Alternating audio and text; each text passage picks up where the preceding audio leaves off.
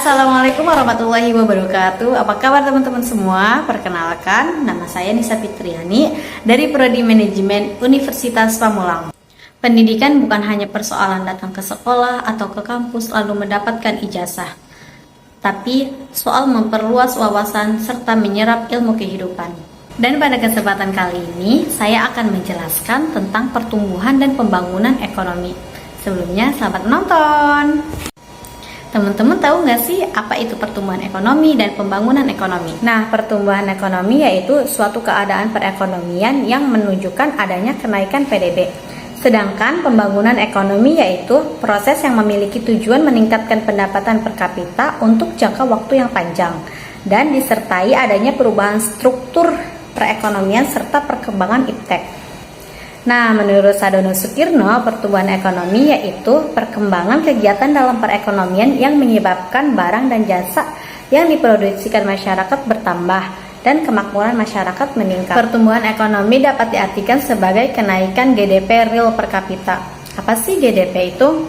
GDP yaitu Gross Domestic Product, yang artinya nilai barang dan jasa akhir yang dihasilkan oleh beberapa unit produksi di wilayah suatu negara dalam jangka waktu 1 tahun. Adapun faktor-faktor kenaikan terhadap GDP dapat dihasilkan sebagai berikut. Yang pertama ada faktor kenaikan penawaran tenaga kerja. Adanya peningkatan penawaran kerja menghasilkan keluaran yang lebih banyak. Faktor yang kedua yaitu kenaikan modal fisik atau sumber daya manusia. Kenaikan stok modal dapat menjadi faktor kenaikan keluaran meski tidak disertai oleh kenaikan angkatan kerja. Salah satu sumber lain dari pertumbuhan ekonomi adalah investasi dalam modal sumber daya manusia.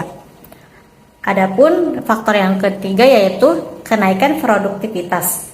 Menurut Cash and Fair, produktivitas dalam hal ini dipengaruhi oleh beberapa faktor. Yang pertama yaitu perubahan teknologi, kemajuan iptek sehingga dapat memproduksi banyak keluaran. Selanjutnya ada perhitungan pertumbuhan ekonomi.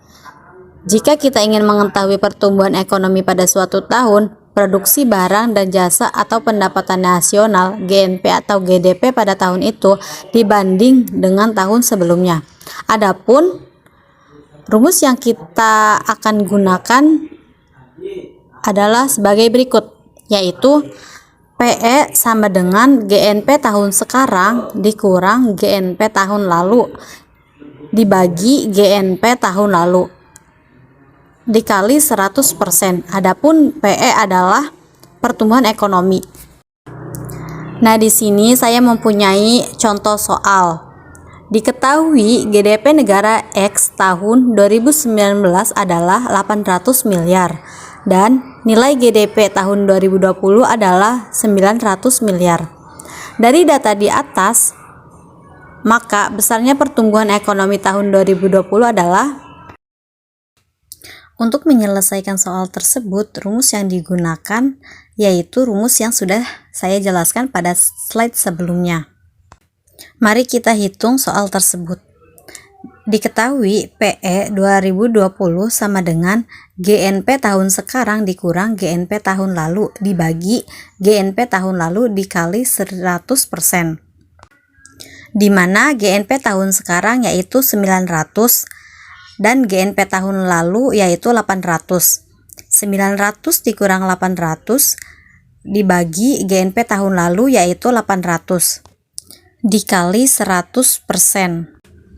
900 dikurang 800 dibagi 800 yaitu 0,125. Kita kalikan dengan 100% yaitu sama dengan 12,5%.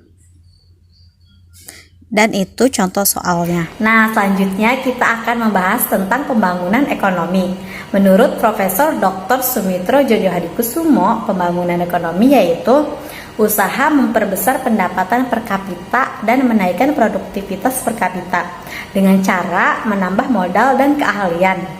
Pembangunan ekonomi dalam hal ini juga mengandung tentang perubahan struktural karena bertujuan untuk memperluas dasar ekonomi dan lapangan kehidupan. Nah, di sini ada 4 unsur penting dalam pembangunan ekonomi. Yang pertama, pembangunan ekonomi adalah suatu proses berkesinambungan. Pembangunan ekonomi yang berkesinambungan mengacu pada suatu proses pembangunan ekonomi yang dilakukan secara berkelanjutan dan tidak merusak sumber daya alam, lingkungan, dan kesejahteraan masyarakat yang akan mendatang. Maksud dari pengembangan ekonomi yang berkesinambungan adalah mengembangkan ekonomi untuk memenuhi kebutuhan generasi saat ini tanpa mengorbankan kemampuan generasi mendatang untuk memenuhi kebutuhan mereka sendiri. Yang kedua, pembangunan ekonomi mengakibatkan adanya perubahan sosial. Yang ketiga, pembangunan ekonomi adalah salah satu upaya untuk meningkatkan GNP per kapita. Nah, yang terakhir yaitu pembangunan ekonomi berlangsung dalam jangka waktu yang panjang. Nah, sebelumnya teman-teman tadi mendengarkan kata pendapatan per kapita. Apa sih pendapatan per kapita itu? Pendapatan per kapita yaitu pendapatan rata-rata penduduk suatu negara pada masa tertentu. Nilainya dapat diperoleh dari membagi PDB atau PNB satu tahun tertentu dengan jumlah penduduk pada tahun tersebut. Suatu negara mengalami pertumbuhan ekonomi jika PDB lebih besar daripada PDB sebelumnya. Dari data yang ada di samping, kita lihat bahwa Switzerland adalah negara yang paling besar pendapatan per kapitanya di golongan negara kaya. Dan Spanyol adalah negara yang paling rendah pendapatan per kapitanya di golongan negara kaya. Sedangkan di negara Indonesia sendiri berada di golongan pendapatan menengah rendah dengan posisi paling bawah. Ada beberapa faktor yang menentukan pertumbuhan ekonomi. Yang pertama, tanah dan kekayaan alam lainnya. Yang kedua, jumlah dan mutu dari penduduk dan tenaga. Yang ketiga, sikap masyarakat. Dan yang terakhir, barang-barang modal dan tingkat teknologi. Di dalam pertumbuhan ekonomi ada beberapa efek positif dalam kemajuan teknologi. Di antaranya, yang pertama, mempertinggi keefisienan kegiatan memproduksi sesuatu barang. Kemajuan seperti itu akan menurunkan biaya produksi dan meninggikan jumlah produksi. Yang kedua, penemuan barang-barang baru yang belum pernah diproduksikan sebelumnya. Kemajuan seperti itu menambah barang dan jasa yang dapat digunakan masyarakat. Yang ketiga, meninggikan mutu barang-barang yang diproduksikan tanpa meningkatkan harganya. Nah, selanjutnya ada beberapa perbedaan antara pertumbuhan ekonomi dan pembangunan ekonomi. Yang pertama, pertumbuhan ekonomi tidak memperhatikan pemerataan pendapatan, sedangkan pembangunan ekonomi memperhatikan pemerataan pendapatan termasuk pemerataan pembangunan dan hasilnya. Yang kedua, pertumbuhan ekonomi belum tentu dapat meningkatkan taraf hidup masyarakat, sedangkan pembangunan ekonomi meningkatkan taraf hidup masyarakat. Yang ketiga, pertumbuhan ekonomi belum tentu disertai dengan pembangunan ekonomi, sedangkan pembangunan ekonomi selalu bersamaan dengan pertumbuhan ekonomi. Yang terakhir, pertumbuhan ekonomi setiap input dapat menghasilkan output yang lebih banyak, sedangkan pembangunan ekonomi setiap input selain menghasilkan output yang banyak, disertai perubahan-perubahan kelembagaan dan pengetahuan teknik.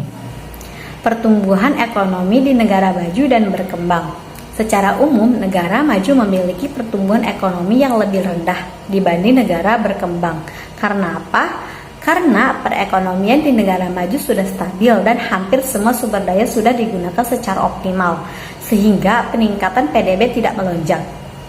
Rumus pertumbuhan ekonomi hanya melihat seberapa besar tambahan PDB selama 1 tahun dibanding dengan tahun sebelumnya.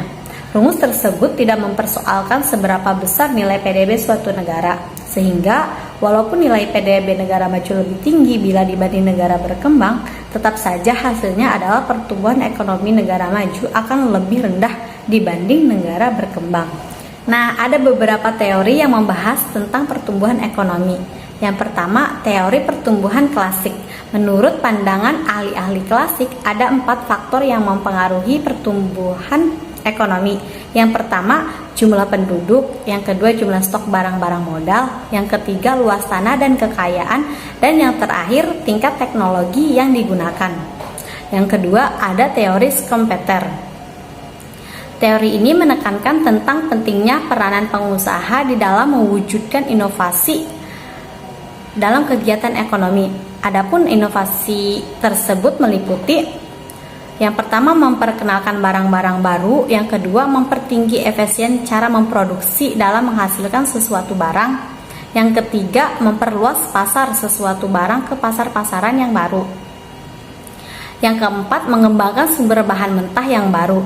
Dan yang kelima, mengadakan perubahan-perubahan dalam organisasi dengan tujuan mempertinggi keefisienan kegiatan perusahaan. Yang ketiga, ada teori dari Harold Domar. Teori ini bertujuan untuk menerangkan syarat yang harus dipenuhi supaya suatu perekonomian dapat mencapai pertumbuhan yang teguh atau steady growth dalam jangka panjang. Dan yang terakhir ada teori pertumbuhan neoklasik. Menurut teori ini, pertumbuhan ekonomi tergantung kepada perkembangan faktor-faktor produksi. Menurut ahli Friedrich List tahun 1789 sampai 1846, pertumbuhan ekonomi negara berdasarkan cara produksi dan membagi pertumbuhan ekonomi bertingkat-tingkat seperti sebuah tangga, sehingga disebut Stauffen Theorem. Tingkatan yang dimaksud yaitu masa memburu dan mengembara, masa berternak dan bertani, masa bertani dan kerajinan, dan yang terakhir masa kerajinan, industri, dan perniagaan. Adapun menurut Karl Bacher tahun 1847 sampai 1930, pertumbuhan ekonomi negara berdasarkan hubungan produsen dengan konsumen.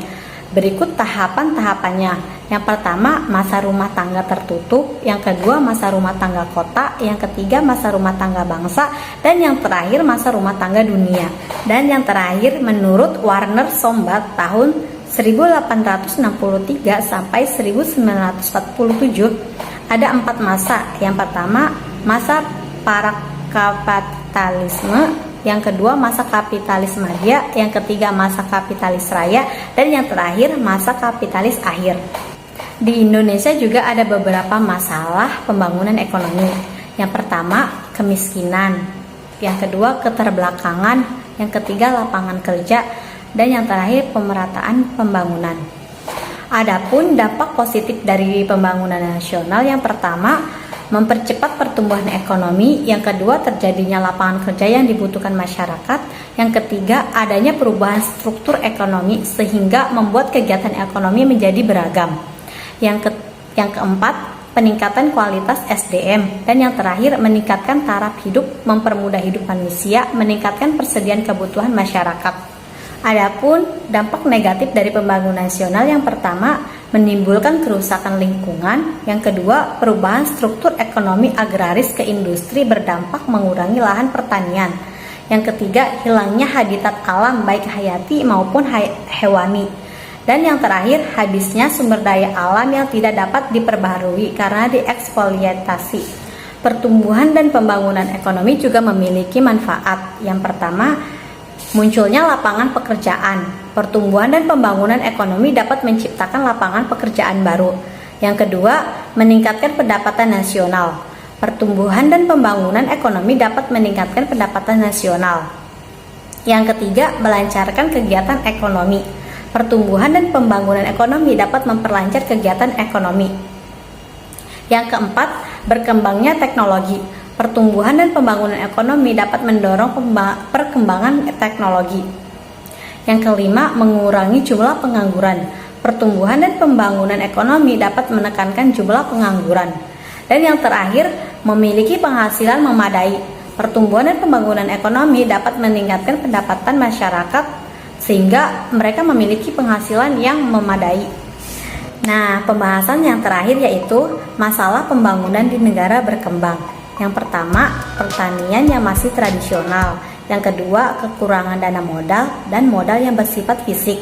Yang ketiga, peranan tenaga terampil dan berpendidikan yang kurang. Yang keempat, perkembangan penduduk yang pesat.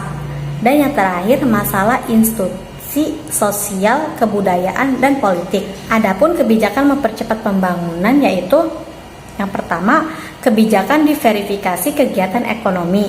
Yang kedua, mengembangkan infrastruktur. Yang ketiga, meningkatkan tabungan dan investasi. Yang keempat, meningkatkan taraf pendidikan masyarakat. Yang kelima, mengembangkan institusi yang mendorong pembangunan. Dan yang terakhir, merumuskan dan melaksanakan perencanaan ekonomi. Sekian penjelasan dari saya tentang pertumbuhan dan pembangunan ekonomi. Mohon maaf bila ada kesalahan dan kekurangan. Sekian dan terima kasih. Wassalamualaikum warahmatullahi wabarakatuh.